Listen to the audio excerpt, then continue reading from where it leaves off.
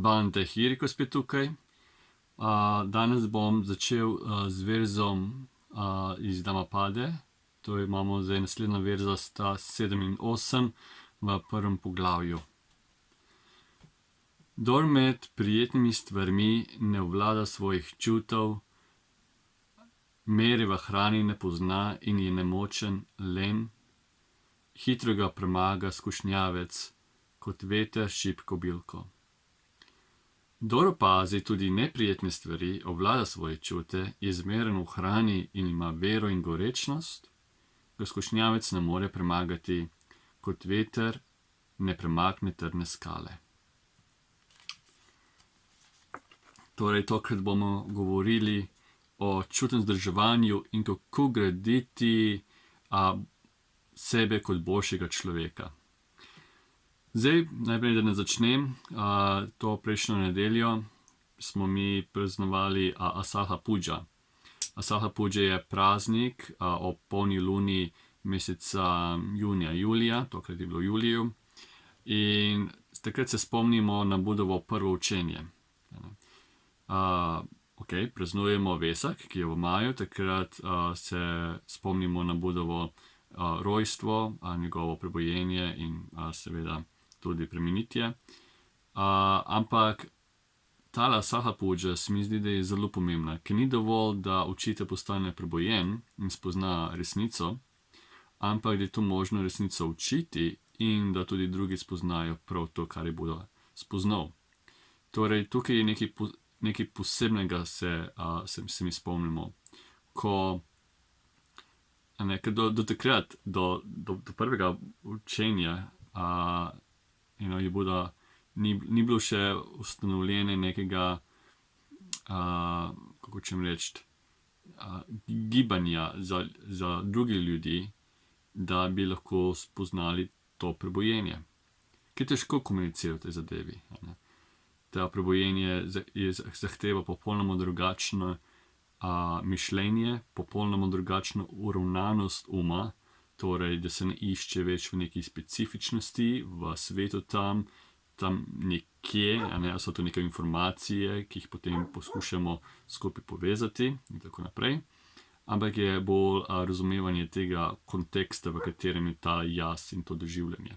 Torej, je čisto drugačno dojemanje, čisto nekemu svojem področju in za tega se bodo učeni ne more ravno primerjati z drugimi filozofijami ali religijami in tako naprej. In kako to potem dati tu v jezik, to učenje, je zelo težko, ker jezik je osnovan tako, da mi komuniciramo o teh specifičnosti in kar je nam skupnega, kar je lahko objektivno, da lahko imamo nek objekt in več ljudi okrog sebe lahko vidi isto stvar. Tukaj mi raziskujemo, to eksistenčni problem pa ni nekaj objektivnega, ni nekaj, da se bi lahko delili z drugimi, da bi lahko vsi videli direktno. Torej, kar se tiče zavesti, je lahko le sami spoznamo. In za te stvari samospoznavanja, za te stvari nimamo pravzaprav jezik, besede ne morejo kar razložiti zadevo. Torej, moramo mi sami doumeti, sami spoznati. Torej, ki bi Buda prebojen, seveda ni imel ravno inspiracije in želje, da bi to svoje spoznanje učil, ker bi bilo nemogoče. In potem prišla misel, da so ljudje, ki imajo malo prahu na svojih očeh. Večinoma ljudje, oziroma vsi ljudje imamo prah na svojih očeh, torej smo zaslepljeni. Je pa Buda uvidel oziroma je sprejel, da so ljudje, ki imajo manj prahu na svojih očeh. In je rekel, učenje bo za te ljudi. Tako da je zanimivo, da Budovo učenje ne more biti ravno misionarsko, zato ker je namenjeno resnično za tiste, ki imajo manj prahu na svojih očeh. Torej, da so sposobni spoznati to naravo doživljanja. Torej, kaj je bilo sploh prvo učenje? Kaj je tisto bistvo? Kaj je tisto, da je svoje učence prebudilo? Kaj je tisto učenje, da je, kako pravimo, pognal kolo dame, kolo učenja, kolo resnice, da se začne vrteti. In kaj je pomagalo, da je njegov prvi učenec, Anjo Kondanjo, to čisto resnico tudi sam spoznal. Bodo učil 4 plemenite resnice. 4 plemenice so, da duka, da je nek nemir, da je neprijetnost, da je trpljenje. Potem druga plemenita resnica je, da ima ta duka, ta neprijetnost, svoj začetek. Tretja je, da ima svoj konec. In četrta plemenita resnica je, da obstaja pot, ki vodi k koncu neprijetnosti duke. Zdaj, kaj za ti začetek, kaj je ta vir te neprijetnosti, te notranjega nemira, neprijetnosti, tega trpljenja, te tesnobe, je to, da je vse to osnovano na željah. Torej, tanha, želje. Želje so problem po stvareh. In želje, vsi mislimo, da so želje dobre, ampak vidite, da želje je pravzaprav vir problema. Če imamo mi želje, ne moremo kar ostati samo tako, in zadovoljni s tem. Jaz bom imel želje in bom bil zadovoljen s tem, da imam želje. Ne moramo biti kar potešeni z idejo, imeti želje. Želje vedno zahtevajo, vedno hočejo nekaj, vedno so pravzaprav želje so same po sebi prazne, kot neka luknja in išče neko izpopolnitev. Torej, sam želje niso dovolj, rabijo nekaj, da se izpopolnijo, da izgine iz te bolečine, ker tale neprijetnost je nočemo imeti, ker ta neprijetnost povzroča krhkanje nekega sebe, jaza, nekega udobja in želje potem pride za tega, kako se izogniti neprijetnosti, zatem pa pride potem seveda želje po nekem iskanju oziroma po iskanju nekaj bolj prijetnega, torej so čutne užitke, pa tudi nekega projekta, nekih idej, pa tudi smisel življenja. Torej, vedno neka težnja po stvareh, tam nekaj, ta luknja je neprijetna in mi poskušamo izpopolniti to luknjo, ki je tamle v zunanjem svetu. In to se pozna tudi ne samo v čutnih užitkih, kako bomo šli po sladoled in gledali film, ampak tudi v smislu, kako iščemo neko ideologijo, kot sem že zadnjič omenil, ali pripadnost kakšnih religijah, skupini ljudi, organizacijami, ki daje nek občutek izpopolnjenosti. Ampak tega ne bo nikoli konec, ker želje potem, to nikoli ne bo potešilo želje, nove želje pridejo, so vedno prisotne, vedno bo novo iskanje, vedno bo novo pridobivanje, vedno bo potem novo grabljenje, zadrževanje, zaščitništvo, nesreča in spet.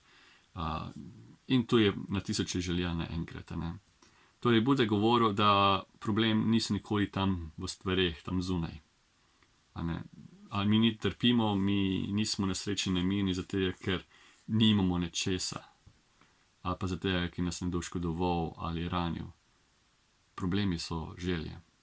Torej, Buda potem, zakaj ne bi potem želje odstranil? Ta vir problema. To zrno, seme trpljenja. Je pa Buda potem učil, obstaja pot, kako odnehati ta nemir, kako odnehati ta duka. Obstaja način. Če ima nek svoj vir, če ima nek svoj začetek, ta duka ima tudi svoj konec. In četrta plemenita resnica je pot, ki vodi k koncu trpljenja. Torej obstaja neka metoda, neka sveta metoda, Zdaj, ne bom se v tej poti, plemeniti osemčleni poti, bom jaz govoril verjetno bolj naslednjič ali pa drugič. Tokrat se bi jaz rad osredotočil na zadrževanje. Zadrževanje čutnih užitkov. Ker vse te stvari, ta pot, ki jo bodo učil, je vse osnovano pri zadrževanju. Seveda za marsikoga je to prvo učenje o zadrževanju ni ravno prijetno, ker zadrževanje je neprijetno, da bi pa najprej podal 10 točk, zakaj je zadrževanje čutnih užitkov koristno, tako kratkotrajno, tako takojšnjo, kako je lahko koristno v našem vsakdanjem življenju, kako je lahko koristno pri gradnji boljšega človeka, kako lahko to zadrževanje čutnih užitkov pomaga pri odnosih do drugih, odnosih do sebe, gradnja pri samospoštovanju, pa tudi pridobivanju spoštovanja drugih. Tako da bom jaz zdaj podal na hiter 10 točk. Prva točka je, da je manj nervoze. Mi smo zelo obsedeni z neko specifičnimi zadevami. To je vse, kar je bistvo čutnosti. To imam rad, to sovražim, to hočem, to hočem zagrabiti, to hočem slišati, to hočem začutiti s telesom. To ima neko zelo specifičnost. In potem smo mi zelo obsedeni ali pa absorbirani v te specifične stvari. In ko so problemi, mi smo potem pravzaprav potopljeni v ta, kako ćem reči, gnoj čutnosti. Se izgubimo. Težko najdemo neko znanjo perspektivo, da bi uvideli, kako iti ven iz te trenutne neprijetnosti. Torej, in če mi se vadimo v čutnem zadrževanju, ta specifičnost, ta sila v fiksiranost se zmanjša. In ker se zmanjša, seveda potem pozornost ni tako fiksirana v nek predmet, v nek objekt čutnosti, ampak stopa nazaj. Torej se razvija neka pozornost, neko jasnost, neko zračnost uma in vidi stvari v večji perspektivi. Namesto da bi bili izgubljeni med drevesom, kot da bi poletel od gozda in videl naravo v večji perspektivi. Torej, kot da bi gledali, torej bi tudi videli, po kateri poti iti. Ko vidimo v višjem nivoju, torej vidimo cel zemljevid in se lahko potem odločimo, kateri korak je zdaj pravilni, kateri korak bo peljal na pravo pot. In da se ne bi preveč izgubljali. Torej, nervoza pa je prav to, to izgubljenost v specifičnost in se izgubimo. Preveč informacij, vsega je preveč, ampak ni nobene jasnosti. Druga korist, ki je, da vidimo človeka kot človeka in ne kot predmet. Predvsem tukaj govorimo pri odnosih z nasprotnim spolom. Če nismo čutno zadržani, ko vidimo drugo nasprotni spol ali pa tudi isti spol, bolj razmišljamo kot o predmetu, kaj bi lahko jaz naredil s tem človekom. Torej gre za neko sebično, čutno poželenje, čutno korist in s tem se potem zmanjša razumevanje drugega človeka. Nismo ravno s človekom, ravno ne prisluhnimo, mi bolj igra. Ko pa mi se čutno zadržujemo, vidimo, zdaj se pa pogovarjam s človekom, to ni za nek objekt zame. In spet, zavest raste in to se tudi potem pozna pri odnosu do človeka. In s tem, ko imamo mi boljši odnos do človeka, ta človek to začuti nazaj in seveda je potem odnos bolj prijeten, bolj človeški in zato je tudi bolj spoštljiv. Gre v smeri, ko smo mi bolj spoštljivi do drugega človeka, ta človek tudi bolj spoštljiv do nas. Tretja točka je, da nam daje več energije in manj nevolje. Torej, zdaj, kot sem rekel, mi se s čutnim užitkom se potapljamo v nekem čutnem blatu in se pogrezamo kot kakšni prašiči. In bolj, ko se pogrezamo, težje se je ven dvigniti, politi ven. In s tem, ko se mi pogrezamo v neko čutnost, začutimo manj energije, manj volje, hkrati se pa tudi zaradi te manj volje seveda se tudi poveča neprijetnost in ne vidimo druge, seveda ne bomo krivili sebe za to neprijetnost, začnemo kriviti druge. Torej je veliko obtoževanja, tudi jeze s tem pride. Na koncu se samo bolj pogrezamo v to blato. In to lahko tudi vidimo, kako ljudje potem zaidejo v bolj ekstremne čutne užitke, kot so droge in alkohol. Torej, vedno kako s temi substancami olajšati neprijetnost, ampak namesto, da bi prevzel odgovornost, ker se predajo nekom čutnosti, se potapljajo, mislijo, da bo to rešitev. V resnici pa še bolj pogreznajo v težave in vedno težji lahko pridejo ven iz tega. Če pa mi vzdržujemo svoje čute, se pa poveča energija.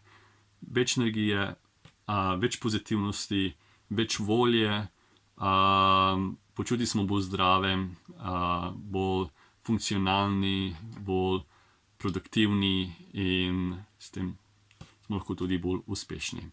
In s tem pride tudi več sreče. Kot sem rekel, ko se mi podajamo neke lenobi, nevolji in čutnosti, se pogrezamo v neko letargijo in postanemo bolj občutljivi na neprijetnosti in se obtožujemo, smo jezni. No, če to se vse odzame, smo seveda manj jezni, kar pomeni, da smo vedno bolj srečni. Torej skupaj. Več energije, več sreče, več miru, tako da to je bila ta točka. Druga pa bi bila, da je tudi manj sebičnosti. Manj gledamo samo zase in za svojo srečo in za svoj želodec, kako hočemo te misli, kako izkoristiti druge in za svoje čutno potešenje izginja. Vedno smo potem bolj, razmišljamo samo o svoji prijetnosti in s tem lahko potem tudi dajemo to energijo na druge. Torej, kako pomagati drugim in s tem vidimo srečo, ne vidimo s tem izgubo. To je problem tudi danes, da ljudje ne radi pomagajo drugim, zato ker mislijo, da se bojo s tem nekako sebe prodali ali da bi do nas zaradi tega izkoristil, da bi mi nekaj zadelali za nekoga, da samo zato, da bi izboljšali, da bi nekdo nas izkoristil za svoje čutne potrebe. S tem se tudi razvija tale mentalnost žrtvovanja. Kaj hočem s tem povedati? V življenju ne moremo biti uspešni, če ne žrtvujemo nečesa. Torej, mi moramo žrtvovati svoj čas, dati v energijo v neke svoje projekte, tu v biznisu, družini, ali že v družbi, ali v kakršnikoli stvari, ki se mi zadamo neki cilj, zahteva neko žrtvovanje svojega časa, žrtvovanje svojega prostega časa, energije. Torej, da smo tudi nekako v tem smislu radodarni. Nismo samo radodarni v smislu, da dajemo darila drugim, ampak tudi smo radodarni s svojo dragocenostjo. Torej, radodarni s svojo udobnim občutkom. In žrtvovanje seveda pomaga, da žrtvovanje pomeni, da sodelamo postopoma. Nič ne more zrasti na hitro, vse treba graditi, za vse treba dati več pozornosti, če mi gradimo nekaj na hiter, seveda, če nekaj betoniramo in prehitro gradimo na ta temelj, na svež temelj, se bo začelo vse pogrezati ali pokati in bo ta zgradba ne bo ravno stabilna. In zaradi tega pa moramo mi to vse graditi postopoma. ali kako ste videli, če ste videli kdaj, kako se gradi hiša z opekami, se da beton, pa se da opeke, pa se da beton, pa opeke gor. Samo tu se ne more narediti vse v enem dnevu, da se to vse gor zgradi, zato ta beton se mora naprej utrditi, da se bi začelo vse premikati. Torej, isto je tudi v našem življenju, vse moramo mi graditi postopoma in da bo lahko potem naš temelj trd, neumajen in na katerega se lahko potem gradi še druge stvari. Zadrževanje čutnih užitkov nam pomaga pri vadbi te mentalnosti, te navade žrtvovalnosti. S tem mi zmanjšamo oziroma damo na stran te kratkotrajne čutne užitke za dolgotrajno ustanovitev, uveljavljanje boljšega človeka. S tem Buda je to veliko učil o tem. On je govoril, kako moramo mi dati na stran te kratkotrajne čutne užitke, ki so poceni, hitro potešijo, samo dolgoročno lahko povzročijo več bolečine. Gradnja življenja s tem, da damo na stran te poceni in kratkotrajne čutne užitke za neki večji uspeh, za neko večjo srečo, za neko večji užitek, mirnejši užitek in dolgotrajni užitek, potem moramo mi tudi se naučiti, kako potem žrtvovati. Potem 7. je pravzaprav, mi s tem se naučimo tudi kontrola čustev. Mi se ne dovolimo, da nas kakršnekoli stvari kontrolirajo. S tem tudi, pri tem veljajo tudi čustva. Ne dovolimo, da nas čustva kontrolirajo, ampak mi kontroliramo čustva. Veliko ljudi ne želijo, da jih karkoli kontrolira, ampak se ne zavedajo, da pravzaprav naše čustva nas kontrolirajo, naše želje, naše sebičnosti. Buda pa je večkrat govoril, da je to imenoval sužnjstvo, da smo mi nekako v zaporu, zaprti v tej čutnosti. Tako da se mi naučimo, kako potem tudi kontrolirati svoja čustva, kako smo potem bolj zreli, s tem tudi vzdržimo neko jasnost, odločitve lažje sprejemamo boljše odločitve, nismo pa tudi toliko pod vplivom nekih čutnosti in s tem preprečimo neko spontano in prehitro reagiranje na določene probleme in situacije. 8. točka, da s tem čutnim zadrževanjem tudi začnemo graditi samospoštovanje. Torej, samospoštovanje pomeni, da se cenimo. Če smo mi čisto zatopljeni v neke čutne užitke, je vedno neki občutek krivde ali nezadovoljstva do samega sebe. In to radi prekrijemo, a to prekrijemo z obtoževanjem drugih ali bežanje v kakršnekoli druge substance in objekte. Ko pa naredimo nekaj dobrega, ko se zadržimo in vidimo, jaz to zmorem. Jaz moram se postaviti na svoje noge, zmoram se odločati sam na svoje probleme, vidim stvari bolj jasno, vem, kako rešiti problem. S tem se potem tudi začnemo ceniti in tudi spoštujemo samega sebe. Ni ničesar, da bi rabili kaj skrivati ali se lagati sebi in drugim, ampak je ta sigurnost vase in nas ne pretrese tudi, kaj drugi mislijo o naših odločitvah ali našem načinu življenja. Mi točno vemo, kje smo, kam gremo in kaj je cilj. In smo pri tem močni in pravi bojevniki v življenju. In potem z 9. točko tudi cenimo čas. Mi nočemo več zapraviti svojega časa. Ja, življenje je kratko, zdaj pa je treba ta kratek čas izkoristiti na najboljši način. Ali bomo mi preživeli čas tako, da bomo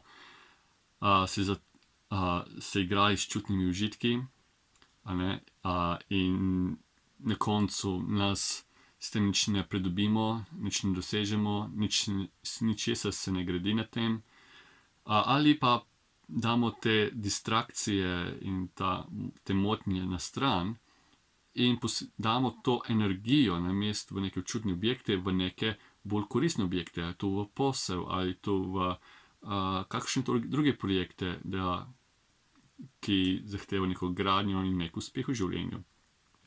Torej, in s tem tudi ne samo z dejanjem, pa tudi govorom se izogibamo tem brezveznim govoričenjem, tam te tri krasne, ker se včasih opazimo, gremo kam med ljudmi in govorijo predvsem neke prazne zadeve, samo toliko, da ubijajo čas.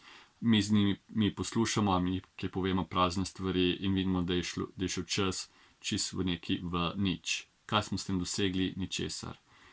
Buda je govoril, da naše dejanje mora biti koristna, da se izogibamo nekoristnih stvarih, in je tudi govoril, da se mi ne ubadamo preveč s tem praznim govoričenjem. Kaj šele, da bi lagali ali obrekovali. Prazno govoričenje je tudi problem in Buda je spodbujal, da to damo na stran. Kaj je prazno in kaj ni prazno govoričenje? Vidimo, ali bo ta govor koristen, ali se je lahko s tem pogovorom kaj naredi, se kaj izraste, kaj razvije, ali je bilo to bolj tako, nekaj se pogovarjamo, gremo stran od srečanja, potem sploh ne vemo, o čem smo se pogovarjali, ni bilo vse nekaj prazno, nekoristno, je bilo le za ubijanje časa.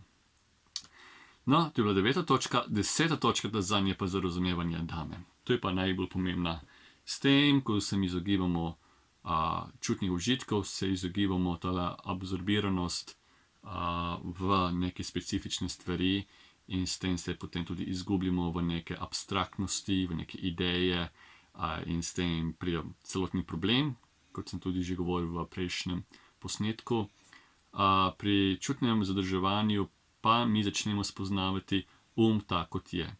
Začnemo spoznavati občutke take, kot so, prijeten občutek tak, kot je, neprijeten tak, kot je, nevtralen tak, kot je, tak, kot je. Začnemo spoznavati, kje je res problem, da problem niso ravno v stvareh tam, ampak so problemi v željah. To vidimo to direktno, sami zase, ne zato, ki kdo nam rekel. Vidimo, kje je res težava in šele potem lahko začnemo reševati ta problem. Ampak mi ne moramo narediti nobenega napredka v življenju, nekamor se ne moramo niti premakniti, ne moramo biti srečni, če mi se naučimo tega čutnega zadrževanja. Buda je rekel, da pri praksi dame zahteva neko močno voljo. V sutah je tudi uporabljal besedo tale možakarska moč, kar pomeni moč bojevnika, da zdrži ob neprijetnosti in da se ne preda nekemu, da ne postane, da se ne dovoli, da je kot bilka v vetru, da se prepogne, kamor veter zapihne. To ni bojevnika, to ni nekega možakarski tale moči in samostojnosti in samospoštovanja. To je šibek, če se premakne na tak način. Buda je pa govoril, da se moramo mi naučiti, kako se mi ne dovolimo, da nas karkoli vodi, ampak da smo mi vodja. Kako mi postanemo bojevniki, to besedo tudi Buda uporabljal, in kako premagati vse te ovire v življenju. Vse te ovire, ki nam pridejo, vse te neprijetnosti, kako se mi prodremo skozi te ovire. In te ovire so čutni užitki, mnenja, kaj drugi mislijo, in vsak taki drugačni specifični problemi. Kako držati neko moč, kako biti na nekih trdnih temeljih in s tem graditi nek razvoj. Razvoj v vsakdanjem življenju, pa tudi razvoj in razumevanja. Torej, mi imamo kontrol nad seboj, mi imamo to moč, mi imamo to možnost in se ne dovolimo, da nas karkoli kontrolira. S tem pomeni, da mi smo odgovorni za svoje dejanja. Ne iščemo se več nekih izgovorov, ne rečemo več, da je bila nesreča, ampak za vsako stvar, kar mi rečemo, kar mi naredimo in kar mi mislimo, sprejemamo odgovornost. S takim treningom, s takim načinom življenja si v sebi gradimo boljšega človeka. In boljšega človeka pomeni tudi več sreče in tudi spoštovanje. S tem pa tudi pridobimo spoštovanje drugih.